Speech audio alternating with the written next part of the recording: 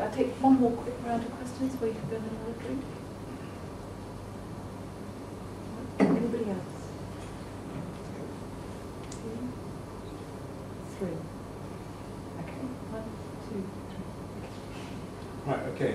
John Chubb, blog at Adlib, You Never Can Tell. Any thoughts about sort of connectivity between blogs and blog roles? 2. Dominic Hamish, Telegraph. I was just interested in this idea of anonymity and also pseudonyms, and whether having a different name enables you to become a slightly different person, whether there's something unleashed by a pseudonym. I suppose in the way that Orwell was a pseudonym. Is there some other aspects of the personality that came to the fore that you kind of discovered? Yeah, so Simon Hewitt. I want to push the panel a bit about Twitter. I mean, I'm not of the opinion that Twitter's going to change the world, but I'm not sure it's quite been given its due. So one phenomenon that's been really, really interesting over the past year or so is live tweeting from significant political events like political demonstrations. Court cases. So court cases. And court cases would be another good example. In Parliament, in fact, in some cases.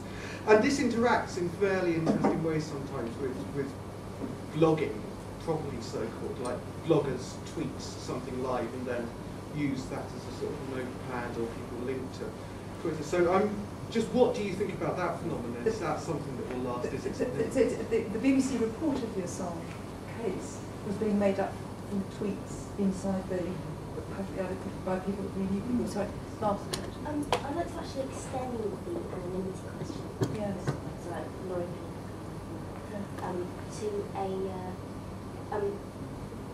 to ask, whether that, is being anonymous, a good thing when you're expressing a political opinion. I'd like to extend that into how does that relate to the real world? Because obviously, following the events of last Saturday, the government is considering making it illegal to be anonymous in the context of political protest. And what do you think about that? Is it okay to be anonymous whilst expressing a political opinion? Are there any circumstances in which that might be, a good thing, necessary, particularly like that, to put that to Richard as a serving police officer? I just wanted to just say that when we get people in, when we get blogs in for the Orwell Prize, we get some anonymous ones, and indeed with Richard. And it seemed to me my duty, which is actually an editorial duty, was to make sure that the people were who they said they were. And that seemed to me, what's interesting is that seemed to be an absolutely fundamental guarantee. I'm quite relaxed about that. But what I'm saying is that I'm just saying that it's got, all the time, in order to say to the public, this is a blog you might be interested in, you want to be absolutely sure, actually, if you're going to recommend it, that it really is who it is. And I think anonymity is a very complicated and interesting. Anyway. There was a point brought up when the Times and I were arguing the odds. And that was that there was a value in knowing what my name was. And that was decided, but the point we put forward was, what I said in the book was that I was a middle-aged bloke working as a detective in a police force in the north of England. That's what I am. That's what I was. And those bona fides were checked out by the Orwell Prize before they I think even considered longlisting me. So, anonymity is important. But we didn't reveal your own. No, absolutely. We did that. Yeah. Could I have said what I said from a position of not being anonymous?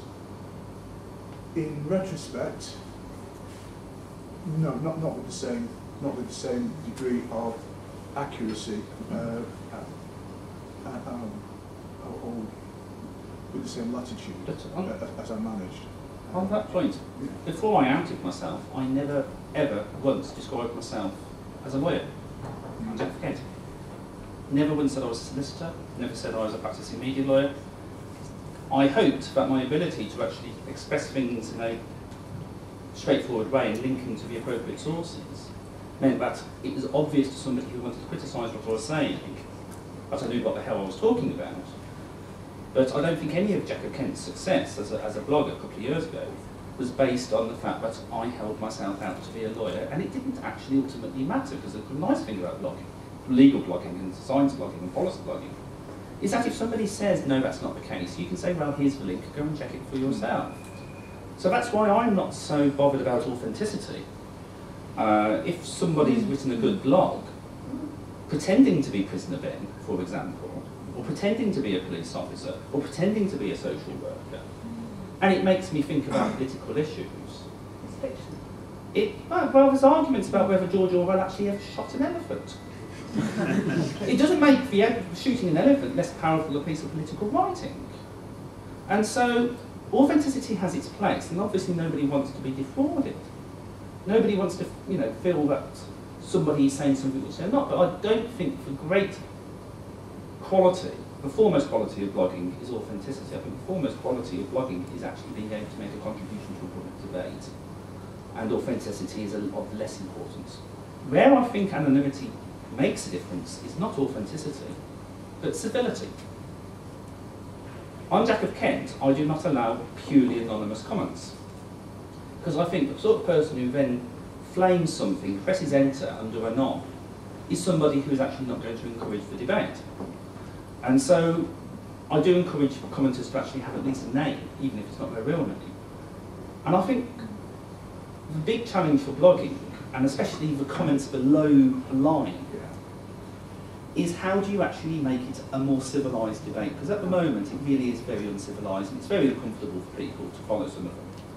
And regardless of one's views of merits of various bloggers, some of the incredibly nasty stuff which some bloggers get, it's worrying. And so I do think anonymity is an issue, but I think it's because of civility and not because of authenticity. But you get that if you publish something on the Guardian. So there's a general issue of incivility. People throw extraordinary stuff at you, quite extraordinary stuff. So, Jodie. Yeah, sorry, Jodie Ginsberg, Bureau Chief for Auditors in the UK.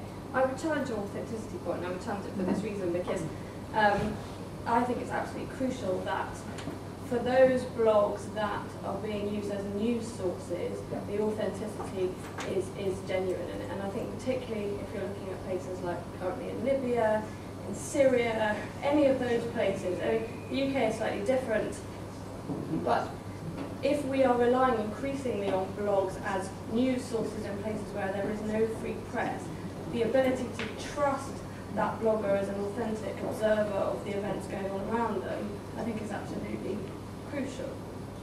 I think that's right for anybody who's proposing to put forward information on which you will rely.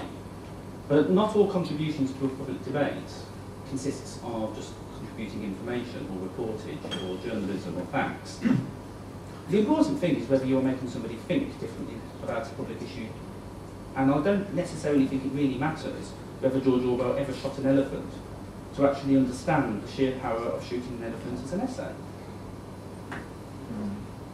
But on the other hand, I think what you're saying, somebody blogs that says that they're in Tripoli at the moment. Yes.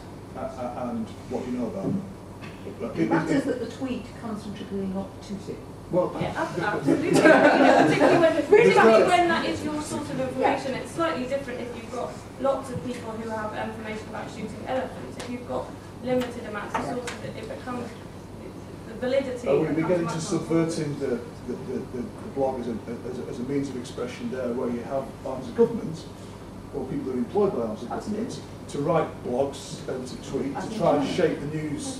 I think lots of places. I know it's not just China. It's a lot of government, a lot of people try and shape the news coverage by using the new media. It's the way it is. Twitter, the whisper that goes around the world. Yeah, you can tell if one of your posts gets picked up on Twitter by somebody who's got a lot of followers, all of a sudden, bang, here come the people who are interested. Yes. And it's not a bad sift, perhaps, to sift out what is interesting, because it will go around the world very quickly on Twitter. It's a real quick media. I don't tweet. I've got nothing to say in 140 odd characters or whatever it is. I just haven't, Went to work, interviewed a murderer.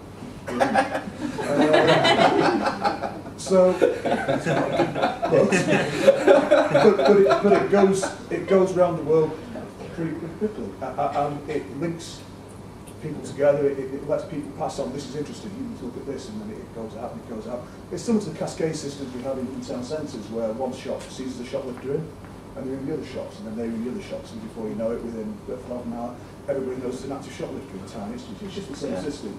In Twitter, when it's passing links, you're doing exactly the same thing. I think it's valuable on that. Whether you can do, some people I'm sure can pack great insights into 140 odd characters. I think for me, mostly, seeing tweets come in, it's links. It's links to stuff that might be interesting. There's the value in that for me. But other people may have a different experience on it. I think I'd like to really thank all of you.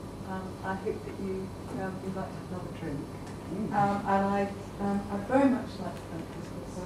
It's for having us here. I'm really grateful because we've not done this before. And I'd like to thank Richard, who you're really lucky together. Richard said Richard. Don't come out to my northern fastness very often. So I just wanted to say one thing, which is if you go on our site tomorrow, I think we're going to have 14, well, in the next couple of days, 14 articles by the entire Orwell out of the Listener, which has never gone up before. Wow. Because that's our goodie bag for you. And I'd like to thank everybody very much for coming. Thank you very much.